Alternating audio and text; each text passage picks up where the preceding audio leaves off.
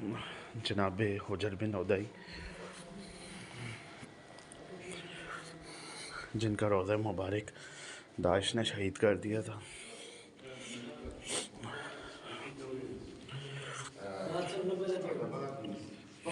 वो कह रहे हैं लाइव से नहीं, लेकिन अल्लाहुम्मा सल्ली अला मुहम्मद व आले मुहम्मद। हम मौजूद हैं दमिश्क के मुज़ाफ़ात में सहाबी रसूल सहाबी अमीरुल मोमिनीन जनाब हजर बिन अदी रज़ी अल्लाह तआला अन्हु के दर अक़दस के ऊपर। हजर बिन अदी कूफा के रहने वाले थे। तवज्जो करें जी, हजर बिन अदी कूफा के रहने वाले थे और आप कबीले कुंदी के सरबराह थे। आपकी शान ये है कि आप अपने कबीले के सरबराह और रसूल खुदा और अमीरुल मोमिनीन के जलीलुल कदर असहाब में आपका शुमार होता था। जनाब हजर अपने साथियों के साथ अपने कबीले के साथ कूफा में मौजूद थे कि कूफा में ज़ियाद मलऊन ने, ज़ियाद ये इब्न ज़ियाद का जो वालिद है, ज़ियाद मलऊन ने कूफा के महराब में खिताब करते हुए मौला अली अलैहिस्सलाम के ऊपर सब शितम किया। माज़अल्लाह मौला अली अलैहिस्सलाम को तारिकुस्सलात कहा, मौला अली अलैहिस्सलाम को काज़िब कहा और दीगर तुहमतें मौला अली अलैहिस्सलाम के बारे में लगाई और मस्जिद में ये खुतबे के दौरान कही। जनाब हजर जो कि बड़े जलीलुल कदर सहाबी थे, आप उठते हैं, उस वक़्त बादशाह के सामने, गवर्नर के सामने उठना कोई मजाक नहीं था, कोई छोटी बात नहीं थी, लेकिन आप उठे और आपने उठकर कहा कि ए फाश औरत के बेटे, तू कौन होता है कि मौला अली इस्लाम के ऊपर सब शितम करने वाला? तेरी क्या औकात कि तू उनके बारे में सब शितम करे कि जिनकी वईदें, कि जिनके बारे में रसूल खुदा ने हदीस बयान की कि मौला अली की शान क्या है। और फिर मौला अली के कसीदे पढ़ने शुरू कर दिए जनाब हजर ने।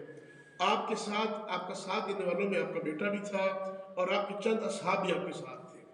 आपको इसी पादाश में गिरफ्तार कर लिया जाता है और गिरफ्तार करके बड़ी ही मुशक्क़त के साथ, बड़ा ही मुसीबत के साथ, मुश्किल रस्तों से गुजार के पैदल आपको शाम लाया जाता है। और शाम के ये करीब यहाँ मुकाम है, यहाँ पर जंगल हुआ करता था। इस जंगल में ला के आप रखते हैं और आप एक ही बात करते हैं कि हम तुम्हें छोड़ देंगे, तुम्हें माफ़ कर देंगे, सिर्फ ये कि तुम मौला अली अलैहिस्सलाम पर सब शितम करो, इजहार बरात करो, इज़लान लातालगी करो, हम तुम्हें माफ़ कर देंगे और छोड़ देंगे। जनाब हजर कहते हैं कि ये ज़िंदगी कोई चीज़ भी नहीं, ज़िंदगी 1000 बार मिले तो बनामे अली कुर्बान की जा सकती है। सुभान अल्लाह। और आपने कहा कि मुझे मौत की परवाह नहीं है और मुझे मेरे मौला ने पहले ही बता दिया था कि मुझे आपकी मोहब्बत के अंदर मारा जाएगा और मैं जो है वो तैयार हूँ और हमारा अटल फैसला है कि हम मौला अली अलैहिस्सलाम के दामन नहीं छोड़ेंगे। खैर, जब टाइम आता है तो कहा जाता है कि हजर कोई ख्वाहिश है तो बताओ। जनाब हजर कहते हैं कि मेरी पहली ख्वाहिश है कि मैं गुस्ल शहादत करना चाहता हूँ। मैं चाहता हूँ मुझे जो है वो शहादत से केवल गुस्ल में करूँ। तो कहते हैं कि जी कि हजर हम इस जंगल में तेरे लिए गुस्ल का कहाँ से एहतमाम करें, यहाँ पर गुस्ल का एहतमाम नहीं किया जा सकता। तो जनाब हजर कहते हैं कि मैं कोई लावारिस थोड़ी हूँ। आपका ये कहना था कि जंगल के अंदर आंधी चली, तूफान आया, इस कदर शदीद बारिश हुई कि आप और आपके साथियों ने गुस्ल किया, गुस्ल शहादत फरमाया, नमाज पढ़ी। अब जब दुश्मन ने कहा कि हम तुम्हें मारने लगे तो हजर ने कहा कि मेरी एक और भी ख्वाहिश है। कहा कि क्या ख्वाहिश? आपने कहा कि मेरी ख्वाहिश है कि मेरे बेटे को पहले मुझसे मारो। बड़ी अजीब सी ख्वाहिश थी। कहा क्या बुढ़े, क्या तू सथिया गया है कि खुद अपने से पहले अपने बेटे को मारने का कह रहा है? आपने कहा हाँ, शायद मेरी इबरतनाक मौत देखकर मेरा बेटा विलायत अली को छोड़ बैठे और जहन्नमी हो जाए, लिहाजा मैं नहीं चाहता कि मेरा बेटा जहन्नमी। सुभान अल्लाह। मेरे बेटे को मेरे सामने पहले शहीद करो। अगर तुमने हम सबको मारना ही है तो पहले मेरे बेटे को मारो। आपके बेटे को पहले शहीद किया गया। आपके बेटे की शहादत के बाद जनाब हजर अपने उन 6 असहाब से मुतवज्जे हुए और कहा कि देखो, मेरे साथ मौला अली ने एक वादा किया था कि हजर तुम्हें मेरी मोहब्बत के अंदर मारा जाएगा, तुम्हारा जुर्म फ़कत इतना होगा कि तुम मेरे मोहब्बत करने वाले होगे और मुझ पर सब शितम नहीं करोगे, इसी जुर्म में तुम्हें शहीद किया जाएगा। बोला हजर देखो कि जब तुम्हारा सर कलम करके ज़मीन पर फेंका जाएगा तो सर ज़मीन पर नहीं गिरेगा, बल्कि ज़मीन से एक चश्मा निकलेगा जो तुम्हारे सर का इस्तकबाल करेगा। और देखना हजर ऐसा ही होगा। जनाब हजर अपने 6 साथियों कहते हैं कि अगर ऐसा ही हो तो समझ जाओ कि मेरे मौला का कौन सच है, तो फिर इसी रास्ते पर आ जाना। और देखना अगर ऐसा ना हो تو پھر جو ہے تمہاری جو مرضی آئے تم ویسا ہی کر کرنا. یہی اس طرح ہوا کہ جناب حجر کو جب شہید کیا گیا، آپ کا سر جدا ابھی تک نہیں ہوا تھا، زمین پر نہیں گرا تھا کہ زمین سے چشمہ ابلتا ہے جو کہ آپ کے سر کا استقبال کرتا ہے اور سر کو لے جاتا ہے. اور اس کے بعد 6 لوگ بچ گئے تھے، ان 6 کی حالت ایسی تھی کہ ہر کوئی جنت کا اپنا مقام دیکھ چکا تھا، اور کوئی کہتا تھا کہ پہلے مجھے شہید کرو، اور کوئی کہتا تھا پہلے مجھے شہید کرو. یہ 6 اصحاب اور ساتویں آپ کے بیٹے اور جناب حجر، یہ جناب حمام بن حجر اور حجر بن عدی، یہ یہیں پر مدفن ہے. اور آپ کی جسد اثر جو ہے ان 7 کے اسی مقام کے اوپر ہے. اور آپ کے جو سر مالک ہیں یہ جناب سیدہ رقیہ کے مزار کے پاس شام کے اندر ایک مسجد ہے، وہاں پر ان کے سر مالک دفن ہے. ان کے سر کو دربار میں امیر شام کے پاس لے جایا گیا تھا. یہ وہ ہیں کہ جنہوں نے اہل بیت کے ساتھ وفاداری کی.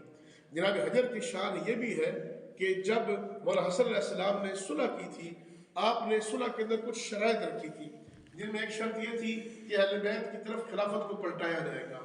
ایک شرط یہ تھی کہ مدینہ مکہ کو امن کا گہوارہ رکھا جائے تھا. ایک شرط یہ تھی کہ ہمارے چاہنے والوں کو امان دی جائے گی، تم ہمارے چاہنے والوں کی ٹارگٹ کلنگ نہیں کرو گے. اور پھر کچھ کے نام مینشن کیے، ان مینشن والے ناموں میں ایک جناب حجر کا بھی نام تھا کہ حجر کو بھی امان دی جائے گی. یہ اتنے بڑے مولا کے قریبی ساتھیوں میں سے تھے.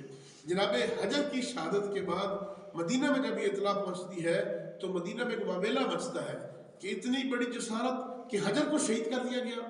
جناب حجر کی شہادت کے بعد جناب عائشہ نے بھی خط لکھا تھا امیر شام کو کہ امیر شام، تمہاری جسارت اس حد تک بڑھ چکی ہے کہ تو رسول خدا کے برگزیدہ صحابی کو تم نے شہید کیا. یہ جناب حجر ہے. آج ہم ان کی زیارت پر آئے ہوئے اور خدا نے متعال حوالے حاضری قبول فرمائے اور معرفت کے ساتھ ہمیں بار بار اس مقدس مقام پر آنا نصیب ہو. جناب حجر کے بارے میں ایک جو ہے پاکستان میں ایک بات مشہور ہے کہ چند سال پہلے جب داعش نے حملہ کیا تو داعش نے حملہ کر کے اس گنبد کو مسمار کیا اور اس دھرتی کو نقصان پہنچایا اور یہاں تک پہنچ چکے تھے، لیکن بحمدللہ آپ کی قبر محفوظ رہی ہے. آپ کی قبر سے کوئی جو ہے وہ نقصان نہیں پہنچا سکے. وہ جو واقعہ جو پاکستان میں بیان کیا جاتا ہے کہ قبر کو کھود کے کسی میت کو نکالا گیا، ان کا ارادہ یہی تھا داعشیوں کا کہ معاذاللہ قبر کو کھودا جائے اور میت کو باہر نکال کر اس کی بے حرمتی کی جائے. لیکن اللہ کے فضل و کرم سے یہ صحابی رسول، صحابی امیر المومنین، ولی خدا، ان کی قبر محفوظ رہتی ہے اور وہ قبر کے اندر تک نہیں جا سکتے. اور وہ جو قبر سے نکالنے والا واقعہ تھا وہ یہاں سے 1 کلومیٹر دور ایک اور جو ہے وہ مزار کا یہ واقعہ ہے، اس مزار سے نہیں ہے. ہم نے مکمل تحقیق کی ہے اور یہاں پر جو لوگ موجود ہیں خادمین، ان سے بھی تحقیق کر چکے ہیں. الحمدللہ خدا نے متعال اس مقام کو جو ہے مزید آباد و شاد رکھے. اور یہ سب کے سب شاعر اللہ ہے، اللہ کی نشانیاں ہیں، اور اللہ کی نشانیوں کے حضور ہمیں بار بار معرفت کے ساتھ آنا نصیب ہو. آمین. جزاک اللہ خیر.